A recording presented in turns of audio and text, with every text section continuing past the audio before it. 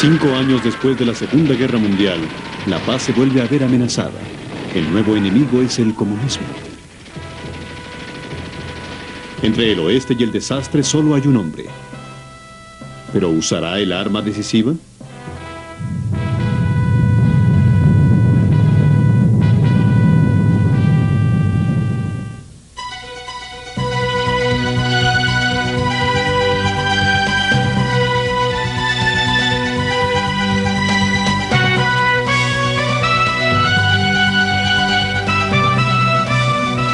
Virajes decisivos de la historia.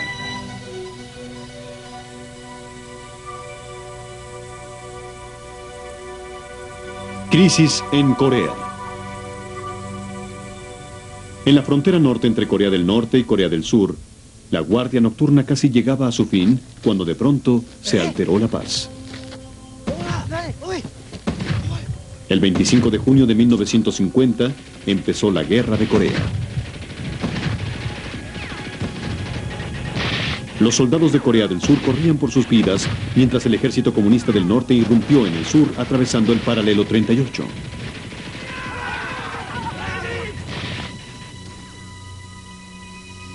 Otrora parte del enorme imperio japonés, Corea fue liberada por los aliados al final de la Segunda Guerra Mundial.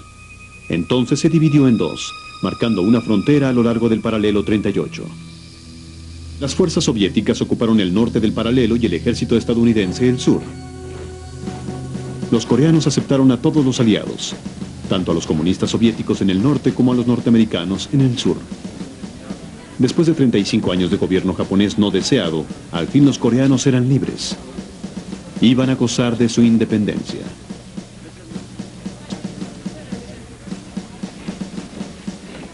Sin esperar problemas en Corea, los Estados Unidos retiraron a sus hombres, dejando atrás una democracia joven, con un ejército mal equipado y sin motivación. Pero en el norte, los soviéticos implantaron un gobierno comunista que estaba decidido a reunir a Corea bajo su único mando. El fin de semana del ataque, el presidente estadounidense Harry Truman descansaba en su casa de Missouri. Recibió una llamada urgente de Washington. Eran malas noticias. Los comunistas de Corea del Norte habían invadido a gran escala el sur. Truman sabía que esto podría desatar la Tercera Guerra Mundial.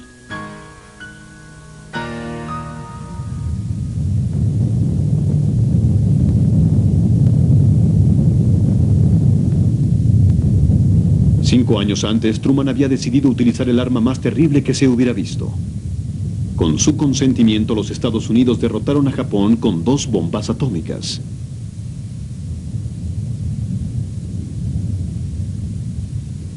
Las armas nucleares ganaron la guerra para Norteamérica, pero cambiarían para siempre la naturaleza de la guerra. Japón se rindió formalmente al general Douglas MacArthur, comandante supremo de las fuerzas aliadas en el escenario del Pacífico.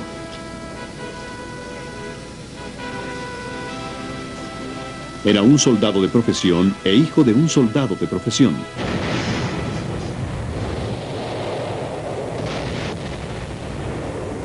Subió de rango con asombrosa velocidad para convertirse en el general más joven y más aclamado de la Primera Guerra Mundial.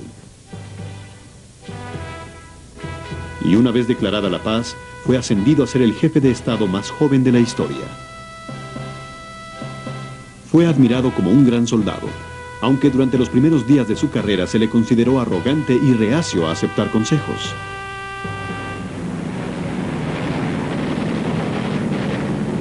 Después de que los japoneses bombardearan Pearl Harbor y Norteamérica entrara a la Segunda Guerra Mundial, MacArthur fue seleccionado para comandar la guerra en el Pacífico.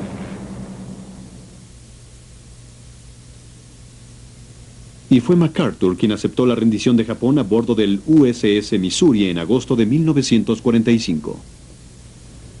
Estamos presentes los representantes de los poderes de guerra más importantes para concluir un acuerdo solemne que restaurará la paz en la historia.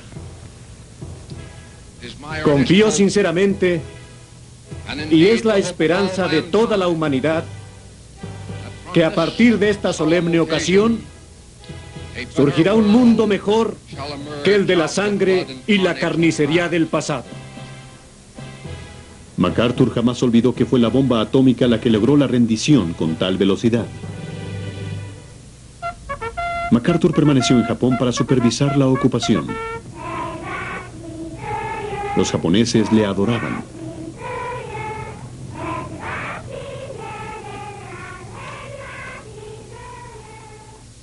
Truman y MacArthur se tenían mutua antipatía.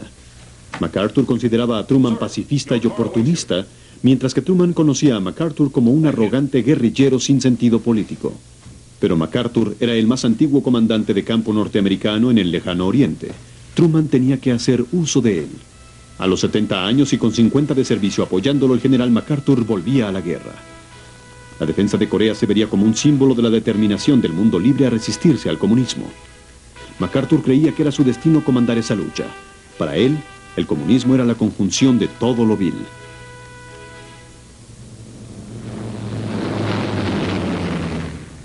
Truman inmediatamente envió todo el apoyo aéreo y naval en ayuda del ejército surcoreano. Solo entonces informó al pueblo norteamericano de la gravedad de la situación. Sabemos que el costo de la libertad es alto, pero estamos decididos a mantener nuestra libertad sin importar el precio.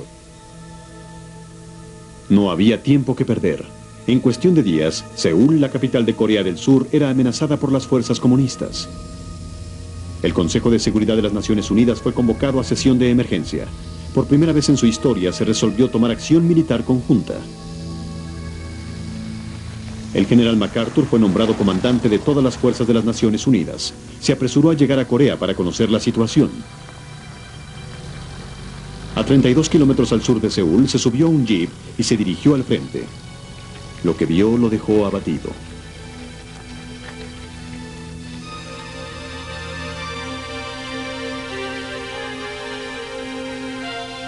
Los refugiados surcoreanos le pasaban por miles en su retirada.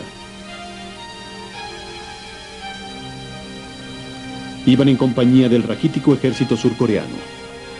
También para ellos el retiro era la única opción. Sus rostros narraban la triste historia. Seúl, la capital surcoreana, había sido ya tomada por el enemigo. A las 5 de la mañana, tiempo de Washington, a los 4 días de la invasión, el presidente Truman seguía en pie. Estaba listo para actuar según recomendación de MacArthur. El mensaje era alarmante. MacArthur sentía que sin la inmediata introducción de las fuerzas de tierra de las Naciones Unidas, Corea del Sur estaba perdida. Así que telegrafió a Washington: nuestro cálculo es que es inminente un colapso completo.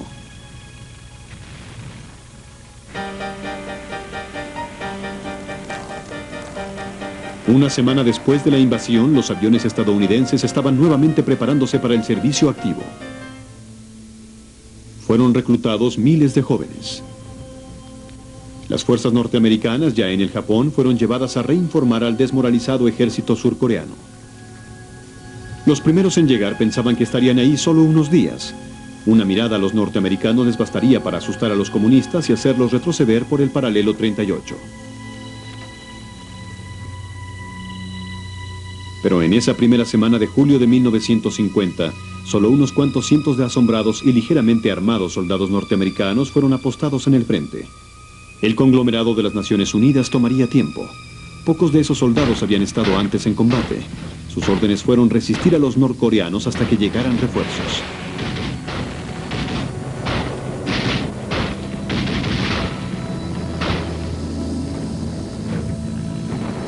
El 7 de julio los norteamericanos dispararon sus primeros morteros a las líneas enemigas. La respuesta fue impresionante. Unos cuantos soldados inexpertos, con muy poco apoyo aéreo, no causaron gran problema a los comunistas. Ese día, Norteamérica experimentó sus primeras bajas en la guerra.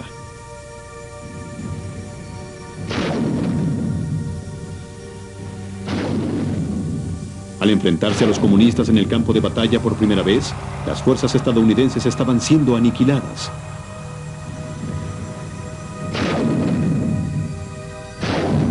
En su retiro por los campos de arroz, los norteamericanos se preguntaban qué estaban haciendo en ese país extraño.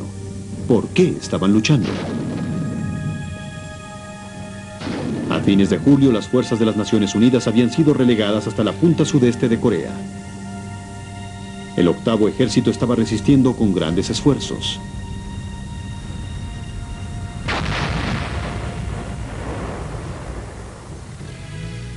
Entonces el general MacArthur mostró su ingenio militar con un arriesgado plan.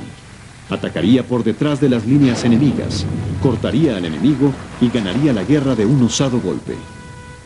Toda la fuerza de las Naciones Unidas estaba ahora atrapada en el perímetro de Pusan. Con un arrojo extraordinario, MacArthur planeó llevar efectivos frescos desde Japón y realizar una llegada anfibia en Incheon, kilómetros atrás de la línea enemiga. Una vez suyo, Incheon estaría en posición de retomar la ciudad capital de Seúl a solo 32 kilómetros al este. El 3 de septiembre se emprendió la operación Chromite. Un enorme contingente naval partió en un furioso tifón. 70.000 hombres parapetados bajo la cubierta. Era una carrera contra el tiempo.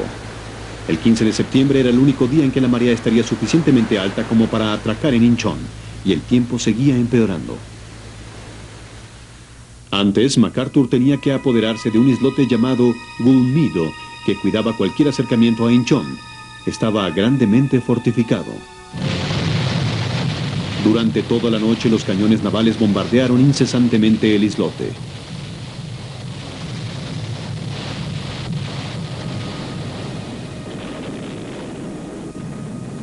Milagrosamente, cuando amaneció, el tifón había amainado.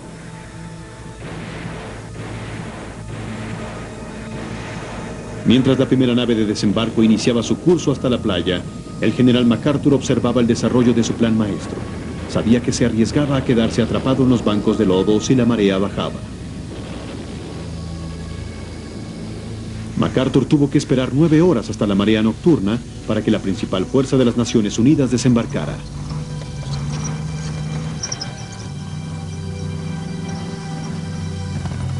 Sin competencia contra esta fuerza, los norcoreanos se rindieron enseguida. La operación Chromite había funcionado. Los soldados de las Naciones Unidas registraron a fondo a sus prisioneros. Sabían que ciertos comunistas fanáticos se rendían con una granada de mano atada a sus cuerpos. La ciudad de Incheon en sí cayó casi sin disparar un tiro.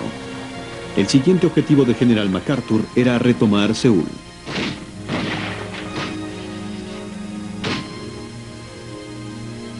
Durante 5 largos días, Seúl fue arrasada y todo edificio se convirtió en campo de batalla.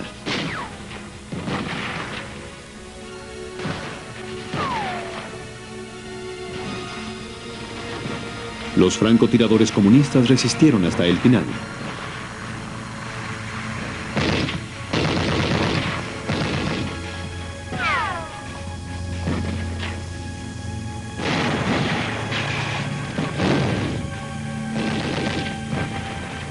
Finalmente, las calles pertenecían a los tanques norteamericanos. MacArthur había devuelto Seúl a los surcoreanos.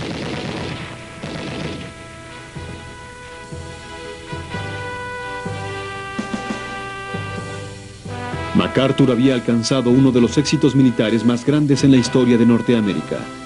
La victoria total era su siguiente objetivo. Convenció a Washington para que le diera permiso para que su ejército traspasara el paralelo 38 hasta Corea del Norte. Pero Truman le ordenó no acercarse más de 32 kilómetros de la frontera china en el norte de Corea. Washington se sentía nervioso ante la posibilidad de que China comunista se uniera a la guerra. Esto a su vez podría resultar en una intervención soviética.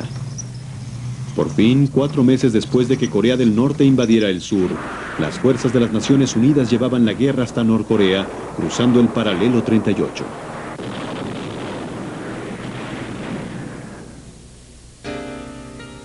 Y allá en Washington se bombardeaba a Truman por su supuesta blandura contra el comunismo.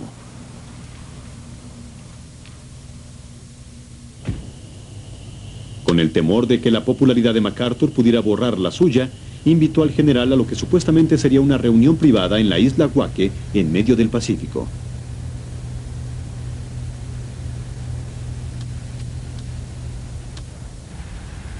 MacArthur fue el primero en llegar a la isla acompañado únicamente de su Estado Mayor. Pero Truman llega con un avión repleto de fotógrafos y periodistas. Cuando Truman bajó del avión para ser recibido por su comandante de campo, MacArthur no saludó. Le estrechó la mano como a un igual. MacArthur había entendido inmediatamente la verdadera razón de Truman para entrevistarse. Era una oportunidad de fotografiarse para un presidente atribulado. Sus sonrisas fueron para la prensa solamente. En la realidad, ellos apenas podían verse. Durante más de una hora, MacArthur revisó con él sus planes de batalla para la toma de Corea del Norte. Finalmente, Truman solo tuvo una pregunta. ¿Invadirían los chinos? MacArthur le aseguró que la amenaza había pasado. Estaba furioso con la pérdida de tiempo. Desde ese momento, él llevaría la guerra a su modo. El siguiente objetivo de MacArthur era Pyongyang, la capital de Corea del Norte. Desde su avión observó cómo sus paracaidistas caían tras las líneas enemigas. Tomó fácilmente Pyongyang y entonces decidió proceder directamente hasta la frontera china con todas las fuerzas bajo su mando, en desafío directo a las órdenes del presidente Truman. Ya estaba cansado de la precaución de Washington. Nadie le contravendría.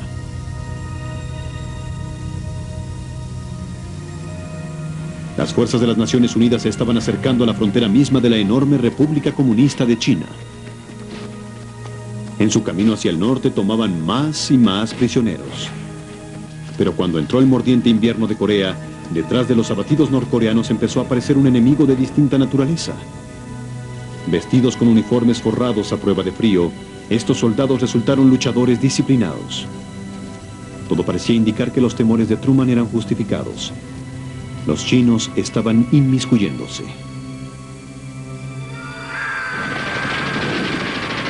El 28 de noviembre de 1950 surgió una enorme máquina de muerte de las montañas norcoreanas.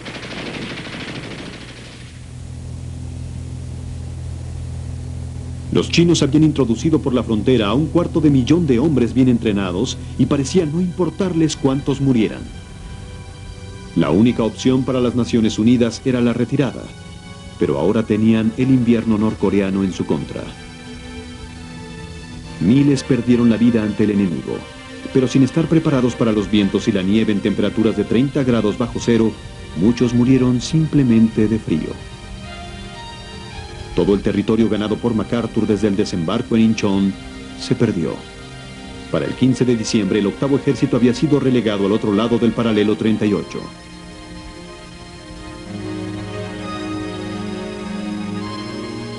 MacArthur se sentía humillado. Había subestimado el tamaño e intenciones del enemigo. Su reputación estaba en ruinas y buscaba venganza. En su furia recurrió al arma final. Exigió que se le permitiera usar la bomba atómica.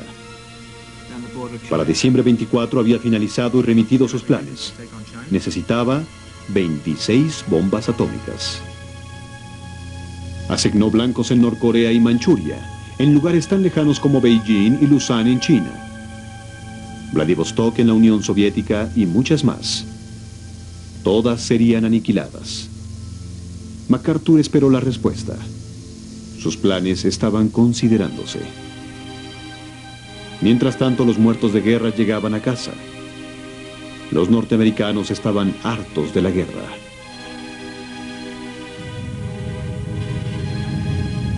La presión para el uso de las armas nucleares estaba haciéndose irresistible.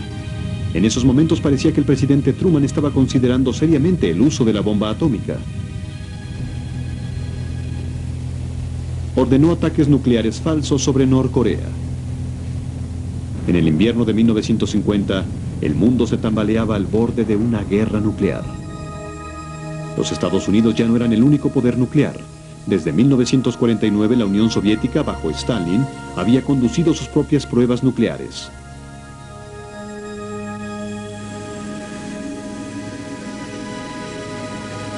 El primer ministro Attlee de Gran Bretaña voló hasta Washington para convencer al presidente de que la guerra nuclear representaría el fin de la civilización. Pero súbitamente la situación en el campo de batalla cambió. Bajos de abastecimientos y con enormes bajas, los chinos se detuvieron a mediados de enero.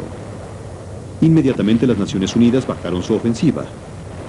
El retiro más largo en la historia de Norteamérica había finalizado. Al mismo tiempo, las Naciones Unidas finalmente ganaban la guerra en el espacio. Por primera vez en la historia, los cazas de retropropulsión lucharon en un combate a muerte. Sorprendidos con el mortal MiG-15 de fabricación rusa, la Fuerza Aérea estadounidense apresuró el empleo de su nuevo caza Sabre. Resultó ser más que un digno rival para el MiG. Mientras MacArthur recorría el frente, llegó el mensaje. Truman confiaba en negociar un alto al fuego. No habría guerra con la China Roja. No se utilizarían armas nucleares. Los planes de MacArthur habían sido rechazados por la administración. MacArthur continuó acicateando a la administración con amenazas públicas de someter a los chinos. Debían rendirse o afrontar las consecuencias. El escenario estaba puesto para la función final con Truman. El gran general en el lejano oriente había ido demasiado lejos. Tendría que renunciar. Los consejeros de Truman y jefes de Estado Mayor todos estaban de acuerdo. Se le notificaría oficialmente el 11 de abril. De hecho, MacArthur supo de su destitución a través de una emisión de radio que escuchó su ayudante. Millones lo supieron antes que él. Había sido humillado públicamente. Con inmensa pena personal, me veo obligado a tomar esta acción. El general MacArthur es el más grande de los comandantes militares, pero la causa de la paz mundial es mucho más importante que cualquier individuo. Al despedir a MacArthur, Truman finalmente dijo no a la guerra abierta con China. Pero para la mayoría de los norteamericanos, MacArthur era el héroe. En el Congreso rindió el discurso de una vida comparándose al viejo soldado de la barraca de la balada. Y como el viejo soldado de esa balada, concluyo mi carrera militar desapareciendo. Un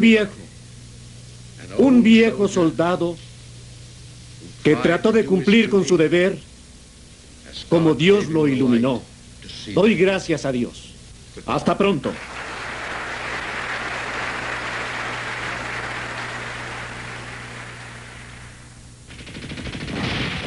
La guerra coreana persistió por otros 2 años. Durante ese tiempo, las bajas de las Naciones Unidas llegaron a 140.000, abarcando en ella 33.000 muertos estadounidenses. 1,5 millones de soldados comunistas perdieron la vida. Ninguna de las partes obtuvo la victoria. El país quedó devastado, pero cuando se firmó el armisticio el 23 de julio de 1953, la línea de tregua apenas se había desplazado del paralelo 38. El único triunfador fue Japón. Su economía, impulsada por el esfuerzo de guerra de las Naciones Unidas, iba en firme curso a convertirse en uno de los poderes económicos más grandes del siglo. La guerra de Corea vio el fin de 2 grandes hombres. 6 meses antes del alto al fuego, el presidente Truman finalmente bajó de su puesto. Y cuando pronunció su discurso de despedida en la oficina oval, todavía pudo manifestar que la decisión de entrar en Corea fue la más importante de su cargo. Corea fue el punto decisivo en la Guerra Fría. Por primera vez las naciones libres habían pasado la prueba. No tenemos remordimientos. Sentimos haber puesto lo mejor de nosotros en el servicio público. Espero y creo que hemos contribuido al bienestar de la nación y a la paz del mundo. Y ahora ha llegado el momento de dar las buenas noches. Que Dios los bendiga. Y también por primera vez, el mundo entendió que en la era nuclear, una guerra total traería consigo la destrucción total. Y así la bomba atómica se convirtió en el gran freno. Después de Corea, las armas nucleares trajeron una desasosegada paz entre las superpotencias. La alternativa era demasiado terrible para contemplarla.